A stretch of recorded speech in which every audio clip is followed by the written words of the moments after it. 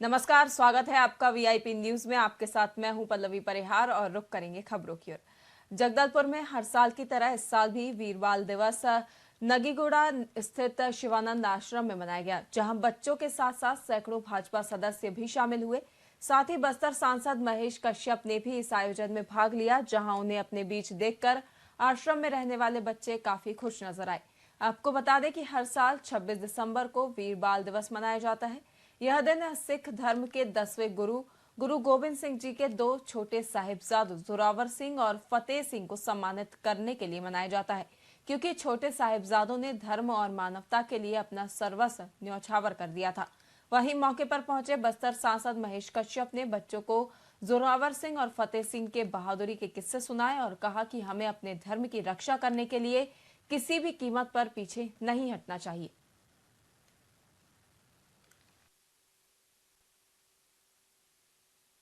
आज 26 दिसंबर वीर बाल दिवस पूरे देश में मनाया जा रहा है, क्योंकि हमारा जो देश है सनातन परंपराओं का देश है और हमारी सनातन परंपरा में बहुत सारे ऐसे वीर बालक हुए, वीर योद्धा हुए, वीर महापुरुषों का जो जन्म हुआ, जिन्होंने बाल्यकाल से अपना पराक्रम पुरुषार्थ दिखा के समाज के लिए, देश के लिए कार्य किया। छत्तीसगढ़ में भाजपा मंडल अध्यक्षों की हालिया नियुक्ति के बाद पार्टी कार्यकर्ताओं ने कई जगह इसका विरोध किया है। वहीं इस पर बीजेपी प्रदेश अध्यक्ष किरण सिंह देव ने कार्यकर्ताओं की शिकायतों को स्वीकार करते हुए कवर्धा के पिपरिया मंडल अध्यक्ष की नियुक्ति को रद्द कर दिया है, जिसके बाद प्रदेश अध्यक्ष ने कहा कि आगामी बैठक में पार्टी के कार्यालय में अन्य विवादित मंडल अध्यक्षों के मुद्दे पर चर्चा की जाएगी। साथ ही पार्टी और कार्यकर्ताओं के हित में निर्णय लिया जाएगा।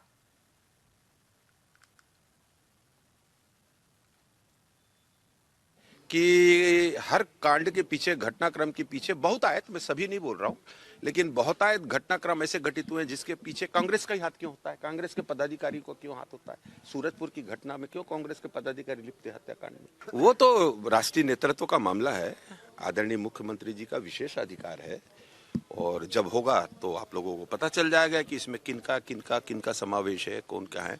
भारतीय जनता पार्टी में राष्ट्रीय अध्यक्ष जी के नेतृत्व में एक टीम है, केंद्र में हमारे वरिष्ठ नेताओं की एक टोली है, वो तय करती है। आदरणीय मुख्यमंत्री जी का विशेष अधिकार है, वो तय करते हैं संगठन में किसको जाना है, सरकार में किसको जाना है, कौन जनप्रतिनिधि के नाते काम करेगा, कोई पदाधिकारी के नाते काम करेगा। तो इससे ये बहुत ही अच्छी व्यवस्था है।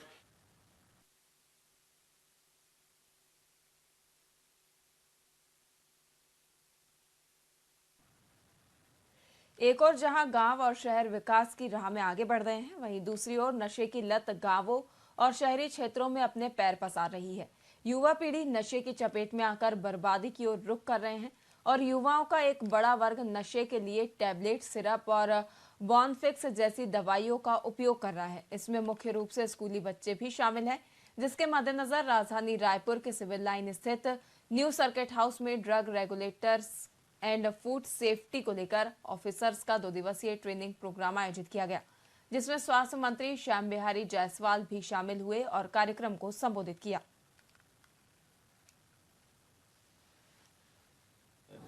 हमारे खाद्य औषधि विभाग, ड्रग्स और फूड सेफ्टी, ये 2 विभाग हैं। दोनों विभाग के आज ड्रग्स विभाग के सभी अधिकारी और इंस्पेक्टर्स आए हुए हैं और कल फूड सेफ्टी के इंस्पेक्टर्स और अधिकारी आएंगे।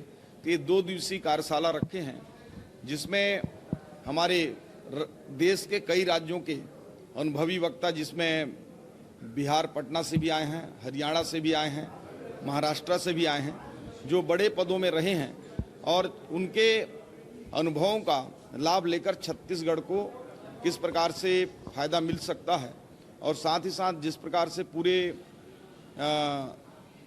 देश और प्रदेश में भी जो युवा पीढ़ी नशीली दवाइयाँ और इंजेक्शंस और ड्रग्स के आगोश में जा रहे हैं, उसको किस प्रकार से हम रोक सकते हैं अंतर्राज्यीय रूप से भी।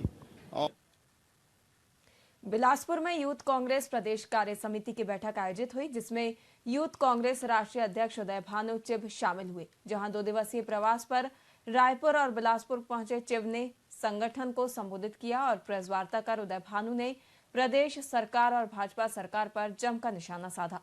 वहीं उन्होंने कहा कि जिला यूथ कांग्रेस से आपराधिक गतिविधियों से नाता रखने वालों को स्क्रीनिंग कर बाहर किया जाएगा।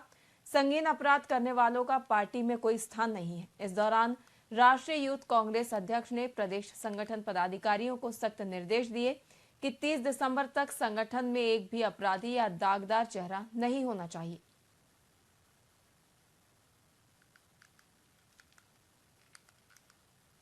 एक साल हो गया है इस सरकार को, बीजेपी की सरकार को यहाँ बने हुए, और जो वादे करके ये सरकार आई है उसके विपरीत चल रही है। अगर हम क्राइम की बात करें तो क्राइम में एक साल में बहुत ज्यादा आगे बढ़ा है। अगर हम करप्शन की बात करें तो करप्शन एक साल में बहुत ज्यादा आगे बढ़ी है। अगर हम बात एम्प्लॉयमेंट की करें तो अभी ही कुछ युवाओं से मेरी बात हो रही थी जो सामने सामने कह रहे थे कि हमने भर्ती के लिए पूरी कोशिश की, हमने फिजिकल दिया, लेकिन एक ही चीज का उनको अनुभव हुआ कि वहां पे हर सिस्टम जो है वो मैनेज था। तो हमारे प्रभारी भी यहाँ है, अध्यक्ष भी यहाँ है, इस पे पूरी जांच होनी चाहिए, और कोई क्रिमिनल है तो उसकी कोई जगह संगठन में नहीं है। संगठन की सबसे बड़ी बात होती है वो मजबूत करना चाहिए, ग्राउंड लेवल पे लोगों को मजबूत करना चाहिए। और उसमें आप लोग देखिए महिलाओं को बहुत अच्छा प्लेटफॉर्म मिलता है अपनी बात रखने का, चाहे महिला हो चाहे युवा हो, वो अपनी बात खुल के रख सकते हैं अपने अध्यक्ष जी के सामने। ये हमारे प्रदेश अध्यक्ष और हमारे राष्ट्रीय अध्यक्ष दोनों ये प्रोग्राम में अवेलेबल है। वो सिर्फ मोटिवेट करने के लिए आगे हमने कैसे काम करना है, आगे की चीजों पे हमारी रणनीति बनानी है, वो सारी चीजों पे आज हमारा देश की युवा दिन, तो निश्चित तौर पर जब परिवर्तन हुआ है तो युवाओं ने आगे बढ़कर का हिस्सा लिया। इसी संदर्भ में आज भी हम लोग यूथ कांग्रेस की बैठक यहाँ पे कर रहे हैं छत्तीसगढ़ प्रदेश। युवाओं को आगे आने वाले जो प्लानिंग है, जो दिशा निर्देश है, हमारे राष्ट्रीय अध्यक्ष दे रहे हैं, और हम लोग लगभग 12 बजे से लेकर 5 बजे तक मैराथन मीटिंग चल रही है। और आज हम लोग का मैराथन दौड़ का भी कार्यक्रम था। एक साल हो राजधानी रायपुर के लाभंडी इलाके में स्थित दिगंबर जैन मंदिर में हुई चोरी के मामले को पुलिस ने सुलझा लिया है। पुलिस ने इस मामले में 3 आरोपियों को गिरफ्तार किया है, जिनमें 2 सगे भाई सुदीप और सागर, साथ ही उनकी मां सुषमा शामिल है। बता दें कि यह घटना 22 दिसंबर की रात की है, जब दिगंबर जैन मंदिर में चोरी की गई थी। इसके बाद चोरी की एफआईआर तेलीबांधा थाने में दर्ज कराई गई थी। वहीं पुलिस ने त्वरित कार्रवाई करते हुए आरोपियों की तलाश शुरू की और मंदिर में काम कर रहे आरोपियों को गिरफ्तार कर लिया।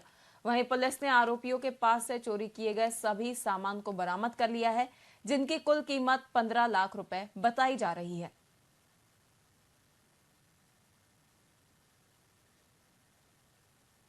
रात में लभांडी के दिगंबर जैन मंदिर में एक चोरी की घटना घटित हुई थी, जिसमें चांदी के छतरी, उसके पूजा के में उपयोग किए जाने वाले बर्तन, सोने के कुछ कलश वगैरह चोरी हुई थी, जिसकी कुल कीमत लगभग 15 लाख रुपए की थी। चोरी की रिपोर्ट के आधार पर थाना तेलीबांधा में अपराध धारा 331(4), 305(1) और 35 BNS के तहत में अपराध पंजीबद्ध किया गया था। और इसकी लगातार विवेचना किए जाने के उपरांत में 3 आरोपी, जिसमें 2 सगे भाई और एक उसकी मां, तीनों को निवासी भोपाल हैं, जो वर्तमान में इस मंदिर में रह करके काम किया करते थे। तीनों को गिरफ्तार करते हुए चोरी में गए मसूरका कीमती 15 लाख रुपए, समस्त मसूरका को बरामद करने में सफलता प्राप्त की है।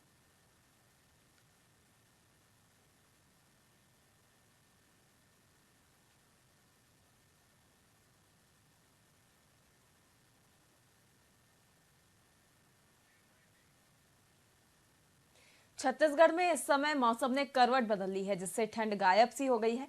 हालांकि पिछले 24 घंटे में बस्तर के कई इलाकों में तेज बारिश हुई है और 40 मिलीमीटर तक पानी गिरा है।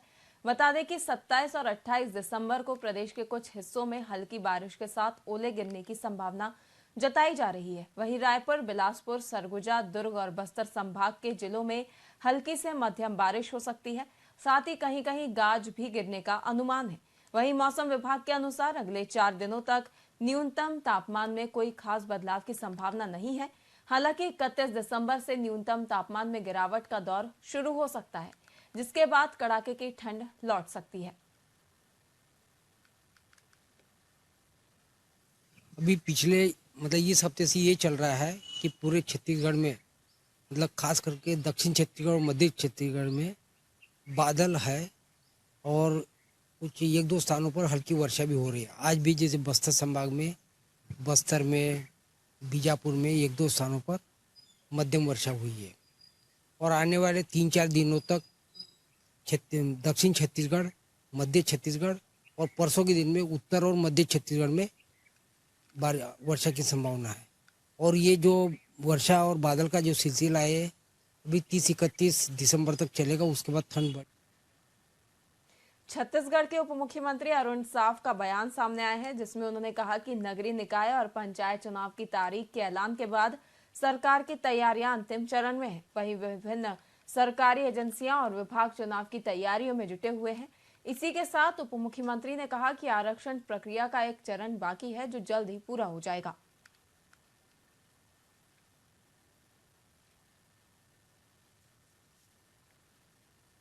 सरकार की जो अलग अलग एजेंसियां हैं, सरकार के जो अलग अलग विभाग हैं, अब एक चरण बचा है सीटों के आरक्षण का। उसको लेकर नगरीय निकाय विभाग और पंचायत विभाग दोनों एक्सरसाइज कर रहे हैं और जैसे ही आरक्षण की प्रक्रिया पूरी होगी, चुनाव आयोग भी अपनी तैयारी में जुटा हुआ है, तो जानकारी मिलती है उसके हिसाब से। और मैं उम्मीद करता हूं कि बहुत जल्दी आरक्षण की प्रक्रिया के तुरंत बाद चुनाव आयोग चुनाव का कार्यक्रम घोषित करेगा। सरकार की अपनी जो तैयारी है वो पूरी है। सरकार की जो अलग अलग एजेंसियां हैं, सरकार के जो अलग अलग विभाग हैं, अब एक चरण बचा है सीटों के आरक्षण का। उसको लेकर